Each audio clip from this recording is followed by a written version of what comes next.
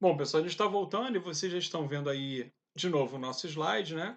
E como eu falei no vídeo anterior, em 1948, o então primeiro-ministro israelense, Davi Ben-Gurion, proclama a fundação do Estado de Israel. Tá? É, o Israel aceita aquele plano de partilha que foi sugerido pela ONU, funda o seu Estado. É, os árabes não só não aceitam, como eles não fundam o Estado palestino. Eu, pessoalmente, considero isso um erro estratégico dos palestinos, porque caso eles deixassem claro, olha, a gente não concorda com esses termos do plano de partilha, a gente vai fundar o Estado palestino aqui, mas a luta vai continuar, os protestos vão continuar, porque a gente não concorda com essa partilha que foi feita. Caso os palestinos tivessem feito isso, eles teriam tido a chance de organizarem desde o início um governo, né, teriam legitimidade, sobre o território, uma vez que a divisão que aconteceu ali, que eu mostrei para vocês, ela tinha chancela da ONU. Então, eles teriam, inclusive, né, teriam muito reconhecimento e apoio internacional, né, mas eles não fizeram isso, eles não fundam o seu próprio Estado, os territórios então ficam à deriva, e isso acaba gerando um problema grande aí para os palestinos no decorrer desse processo de disputa, tá bom? Então, isso vai gerar, inclusive, eles não só não aceitam a divisão da ONU e não fundam o Estado, como partem para o conflito, né? Então, o que vai gerar aí, como a gente falou também no vídeo anterior, a guerra do dia seguinte, ok? Bom, em 1952, um outro personagem importante aí do Oriente Médio na segunda metade do século XX, o Gamal Abdel Nasser, egípcio, ele derruba a monarquia no seu país e transforma o Egito numa república. Eu quero mostrar aqui para vocês, acho importante, esses são exatamente Gamal Nasser, presidente egípcio, e Davi Ben-Gurion, primeiro-ministro israelense.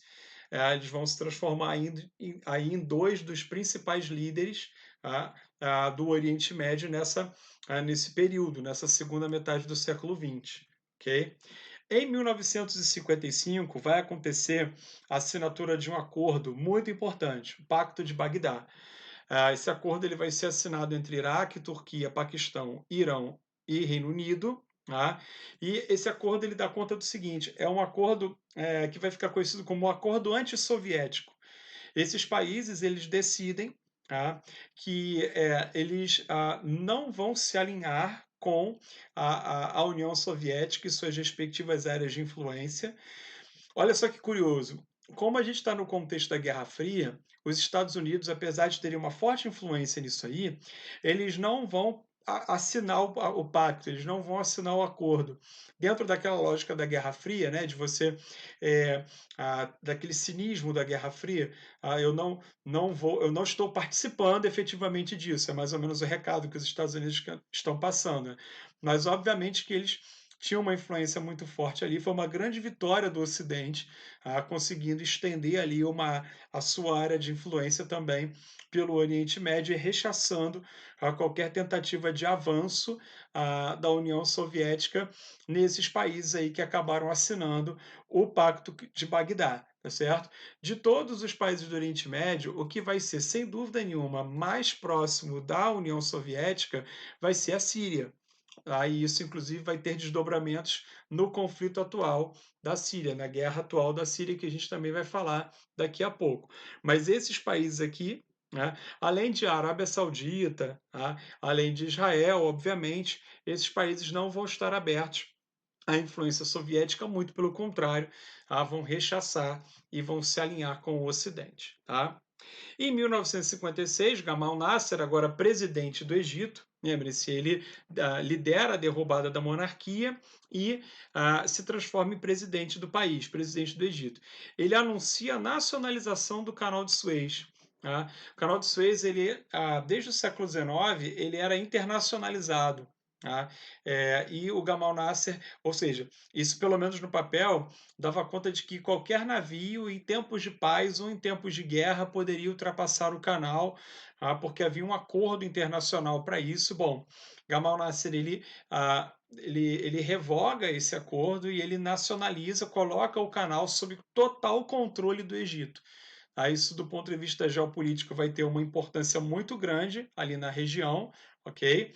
E isso vai desencadear, inclusive, uma ofensiva israelense contra o Egito, uma vez que há um alinhamento econômico e geopolítico de Israel com o Ocidente. Tá? Mas vai ser muito simbólico esse movimento de nacionalização do Canal de Suez por parte do Gamal Nasser. Tá? Em 1959, vai surgir uma grande liderança dentro do Oriente Médio, que é o Yasser Arafat. Daqui a pouco eu vou mostrar para vocês também a foto dele. Ele vai criar uma organização que vai ser uma milícia num primeiro momento, mas depois vai se transformar num partido político, que é o Al-Fatah, certo? E o movimento palestino lança pela primeira vez uma ofensiva militar contra Israel. Esse Al-Fatah, que em árabe significa algo parecido com a conquista, é difícil fazer a tradução literal, né, ainda mais do árabe para o português, mas é mais ou menos isso, vai começar como uma organização de milícias que vão organizar ataques, ofensivas militares contra Israel, mas aos poucos, assim como a grande maioria desses grupos, vai conquistando, na medida em que eles vão conquistando espaço político, eles vão se desmilitarizando e vão se transformando em partidos. Isso vai acontecer com o grupo Hezbollah no Líbano, isso vai acontecer com o Hamas na Palestina, a gente vai falar dele daqui a pouco. Isso vai acontecer com muitas organizações que começam como militares. Eu estou evitando usar o termo criminosa, terrorista, pelo menos por enquanto, e elas, na medida em que vão avançando do ponto de vista político, vão aos pouquinhos se desmilitarizando e ganhando cada vez mais áreas de partido, tá certo? Partido político. Bom, em 1960, Arábia Saudita, Irã, Iraque, Kuwait e Venezuela, óbvio que a Venezuela não faz parte do Oriente Médio, mas ela é fundadora, então tem que estar aqui, fundam a OPEP, a Organização dos Países Exportadores de Petróleo. Vai ser uma organização que vai ter muita importância regional e muita importância do ponto de vista geopolítico, né? Porque como o Oriente Médio concentra a maior parte das reservas de petróleo e, consequentemente, a maior parte da produção de petróleo do mundo, criar um organismo que reúne esses países, né, demonstra aí uma força econômica e, obviamente, uma força geopolítica grande, que vai ter, inclusive, interferência em alguns conflitos, como a gente vai ver daqui a pouco. Então, a criação da organização para a organização de países exportadores de petróleo, vai ter um peso econômico e um peso geopolítico grande para a região, em função daquilo que o Oriente Médio representa na produção de petróleo. Em 1964, vai ser criada a OLP, que é a Organização para a Libertação da Palestina. Tá certo? A OLP ela vai se transformar, ela vai ser importante, porque ela vai, com o tempo, se transformar no que a gente vai chamar de Autoridade Nacional Palestina, tá certo? Que vai ser, inclusive, reconhecida pela ONU como o líder, né, que vai poder falar pelos palestinos, pelo povo palestino.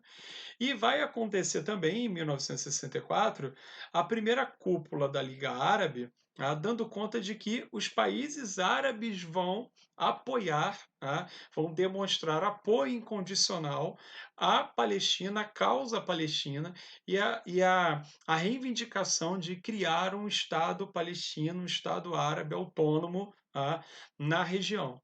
Então, percebam o que vai acontecer aí, e como é importante do ponto de vista geopolítico, os países árabes, que são os vizinhos do entorno ali, eles vão se reunir no bojo, no âmbito da Liga Árabe, e vão declarar apoio à Palestina e, por definição, né, por consequência, vão declarar hostilidade a Israel. Não é isso?